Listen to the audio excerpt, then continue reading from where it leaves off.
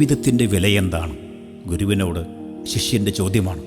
ഗുരു ഒരു കല്ല് ശിഷ്യൻ്റെ കയ്യിൽ കൊടുത്തിട്ട് പച്ചക്കറി വിൽപ്പനക്കാരൻ്റെയും മ്യൂസിയം ഉടമയുടെയും രത്നക്കല്ല് വ്യാപാരിയുടെയും അടുക്കൽ പോയി വില ചോദിക്കുവാൻ പറഞ്ഞുവിട്ടു. ചന്തയിൽ 2 രൂപയും മ്യൂസിയത്തിൽ 100 രൂപയും അവസാനം 2 ലക്ഷം രൂപയുമായിരുന്നു വില. ഗുരു പഠിപ്പിച്ചു, മകനെ, ഇതൊരു ഡയമണ്ടാണ്.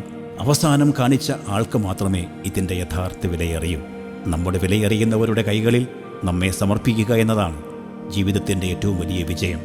നമുക്ക് ഏറ്റവും വിലപ്പെട്ടത് ദൈവമാണ്. ദൈവത്തിന് ഏറ്റവും വിലപ്പെട്ടത് നമ്മൾ ഓരോരുത്തരും. ഈ സത്യം തിരിച്ചറിയാനുള്ള അവസരമാണ് നോമ്പുകാലം.